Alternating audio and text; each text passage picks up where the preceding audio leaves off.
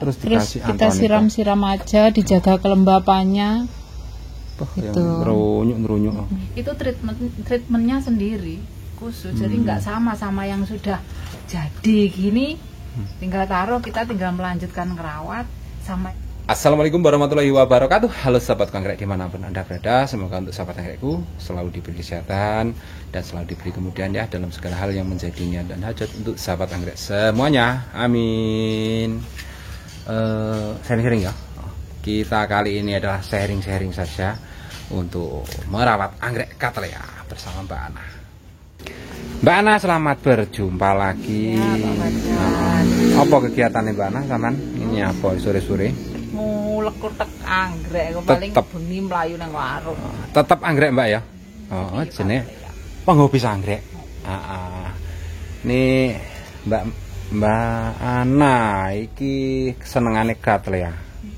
Ahli dalam Cattleya dan yo sejenisnya. Iya Pak, kondisi enek kenope tak odol-odol. Oh, nyapa Mbak ini? Akarnya kurang bagus ya, kemarin nemu akarnya kurang bagus. Oh, padahal kenop yo.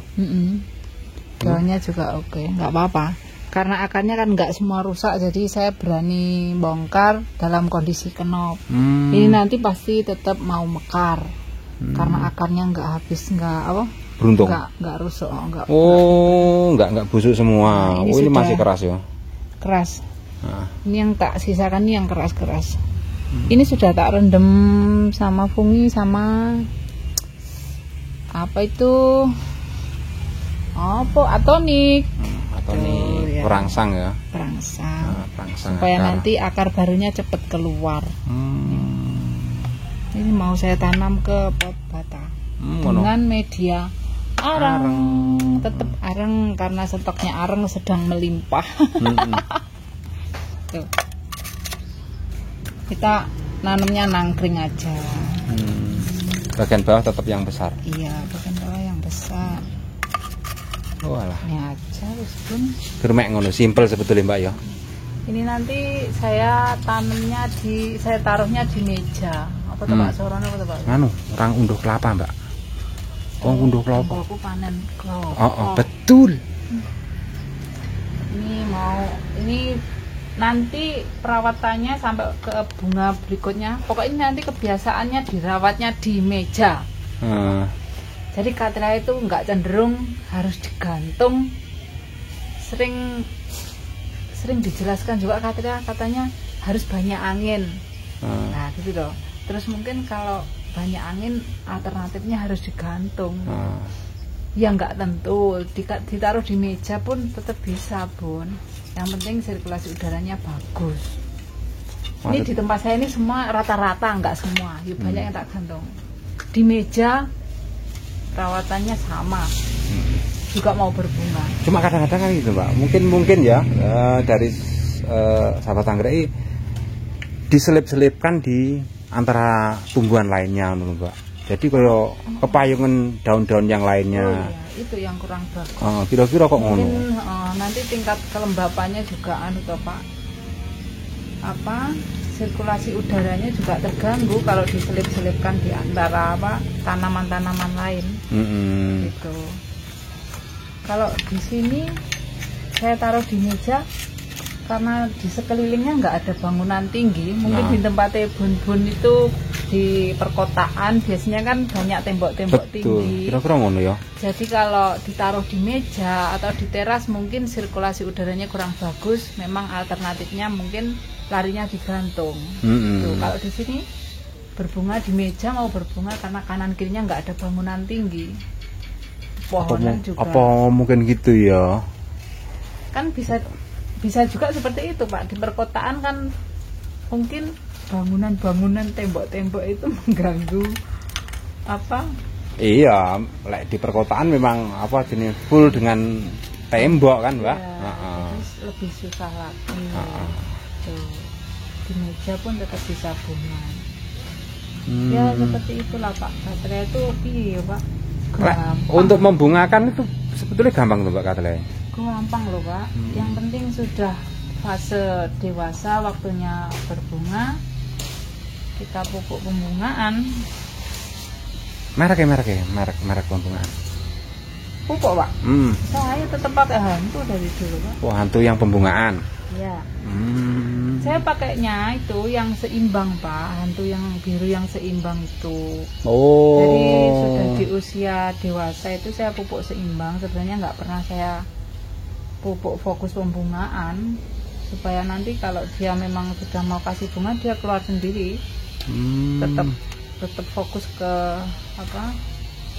Keseimbang gitu loh Pak.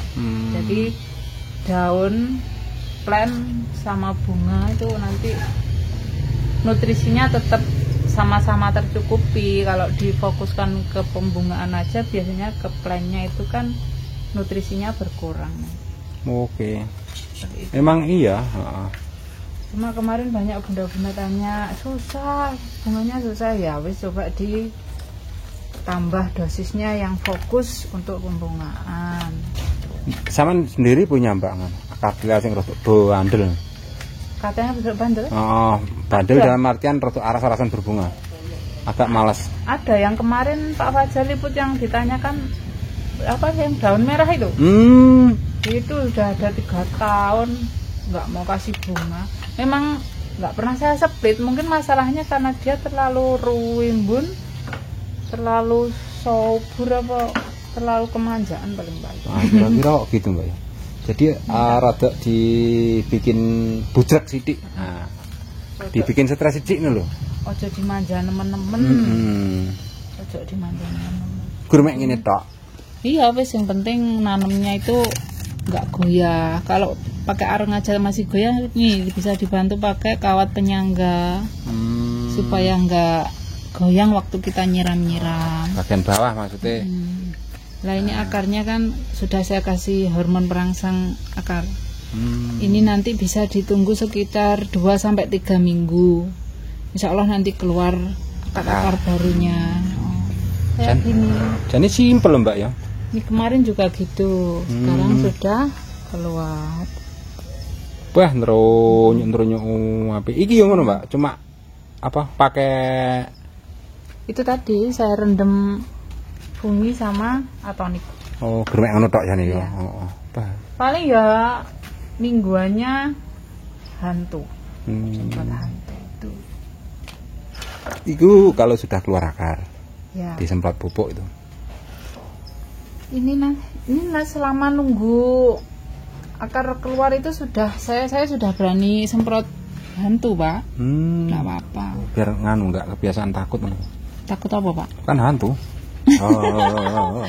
Seperti ini ya. Oh, iki cuma atonik sama fungi, cairan fungi itu. Fungisida terus dikasih kita atonik. siram-siram aja, dijaga kelembapannya. Itu ngerunyuk. Dijaga kelembapannya. Ini yang baru dipotong ini aku bisa rotok lawas. Iya, ini soalnya wis menjalar. Ini yang baru-baru. Banyak yang baru-baru. Ya, ini. Keluar.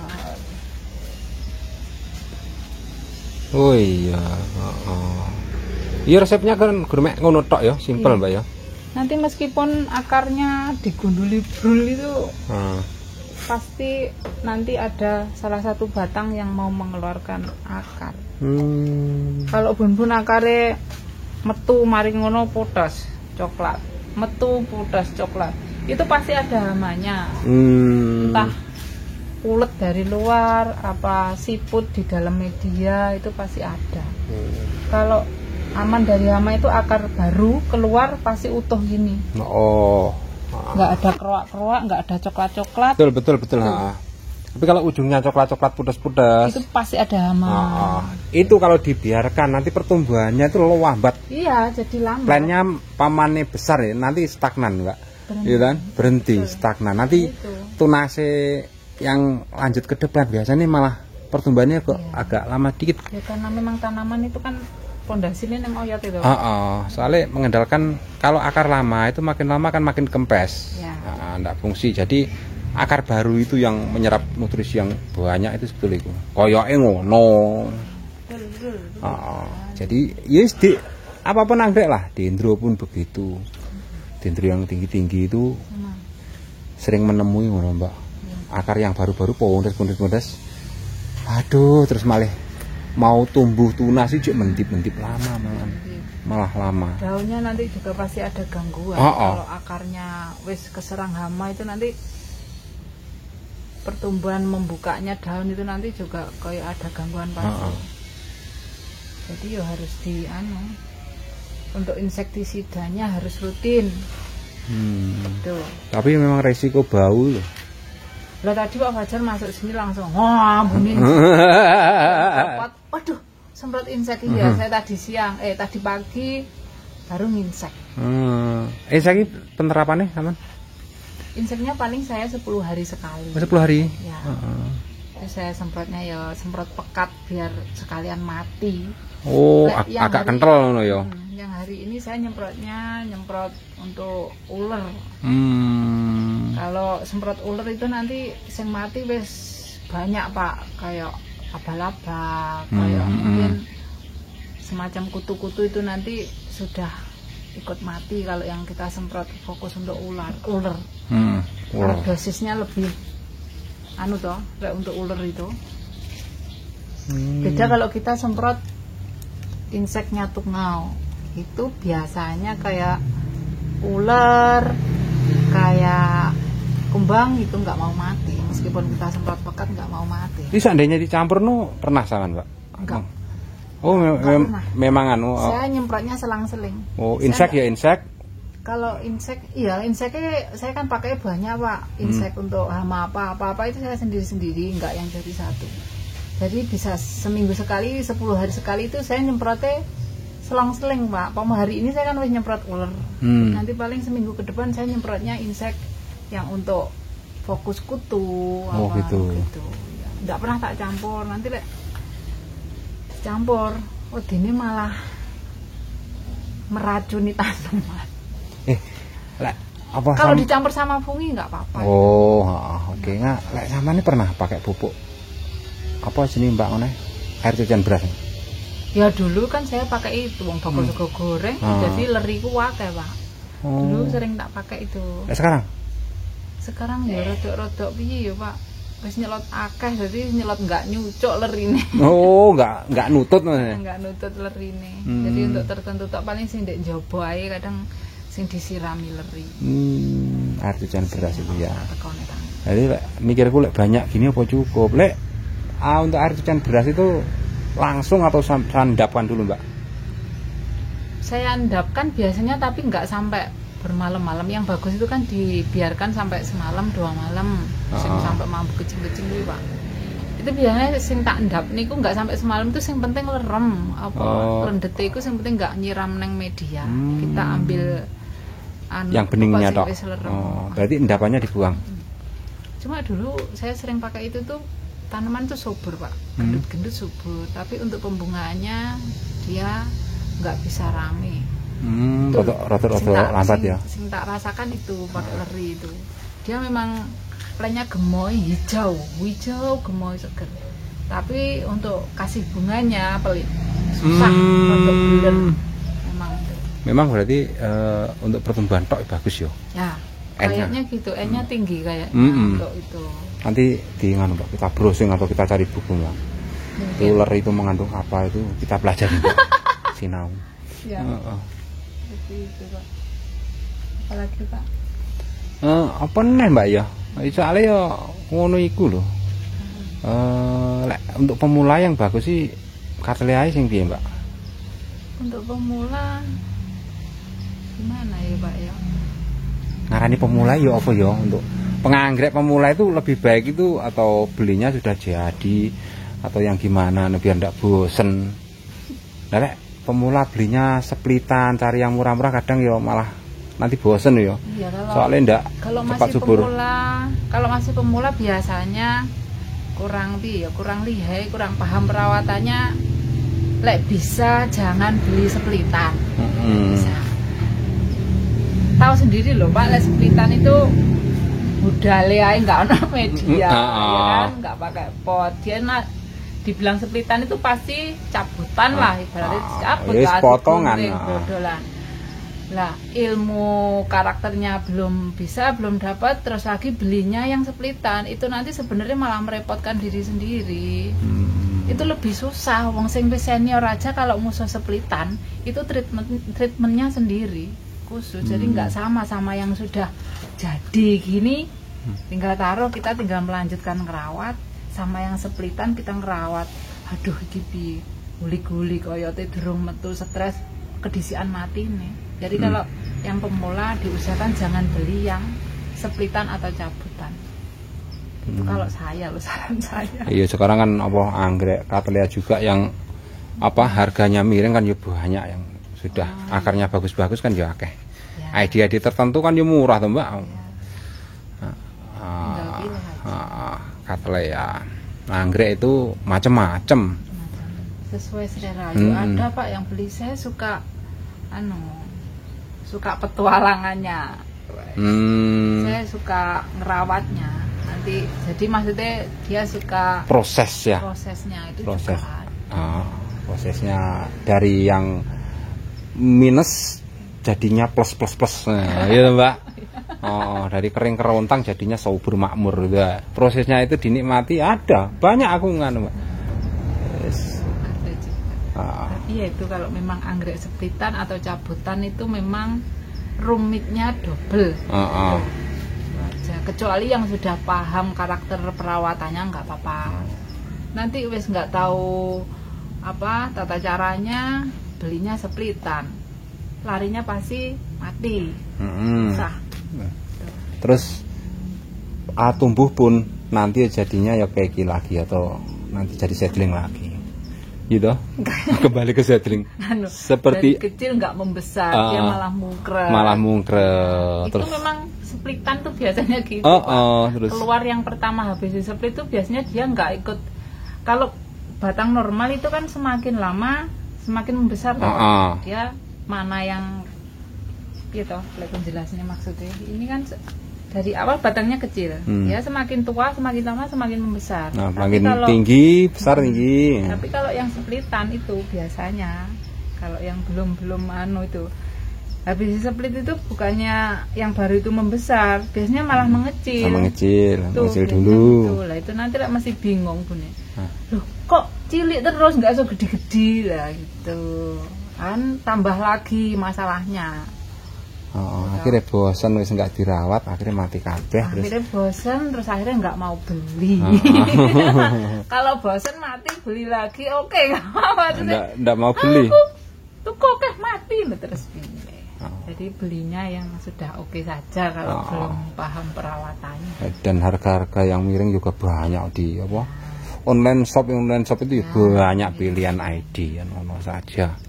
Tidak harus beli di Mbak Ana ya, tidak harus.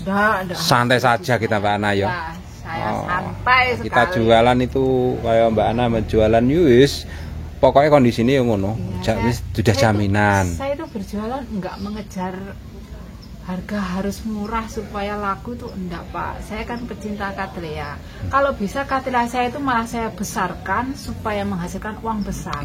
Rimbun. Ya. Besar, ID-nya bagus. Malah nggak kepikiran kita sediain yang murah-murah, yang kecil-kecil itu saya nggak pernah kepikiran. Saya itu yang di otak saya itu saya harus bisa membesarkan, besar dan besar Cattleyanya.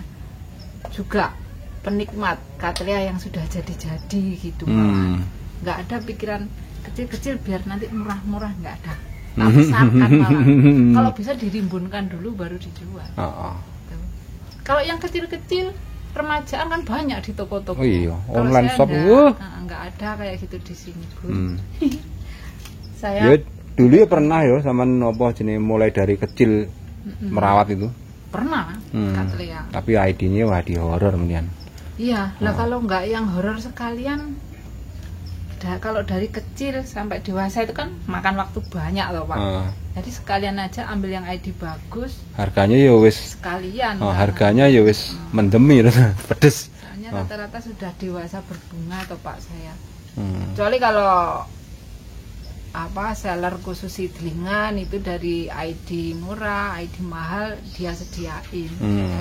Kalau saya paling sing kecil-kecil ya tertentu toh. Lah wong yo ujiannya banyak loh Pak, kalau dari sidring sampai ke dewasa itu banyak juga. Waktunya juga butuh lama. Itu kalau tidak ada tempat khusus ya pasti jangan berharap nanti bisa berbunga. Kalau sidring kecil-kecil itu nggak bisa, perawatannya dicampurkan sama yang sudah besar-besar berbunga itu nggak bisa. Seperti suhu, pemupukan itu nggak bisa disamakan, kan harus sendiri-sendiri. Betul. Tempatnya harus sendiri-sendiri. Jadi enak ngontrolnya maksudnya kan gitu. Sore monggo sampean beraktivitas ke warung, wes. Ngecuprusnya itu. Sharing-sharing kita kali ini ya wes. Wis pokoknya sharing ngono saja Mbak ya, merawat anggrek katle ya. Sapa ngerti dari obrolan kita dari sahabat anggrek, terus ada sedikit menangkap ilmu, terus coba dipraktekkan atau dicari celahnya, terus kemudian diaplikasikan, terus kok bagus, yos cocok banget. Terima kasih Mbak Nah waktunya, dan untuk sahabat anggrekku semoga saya selalu bahagia selalu bersama keluarga tersayangnya, dan wassalamualaikum warahmatullahi wabarakatuh. Terima kasih sudah menonton.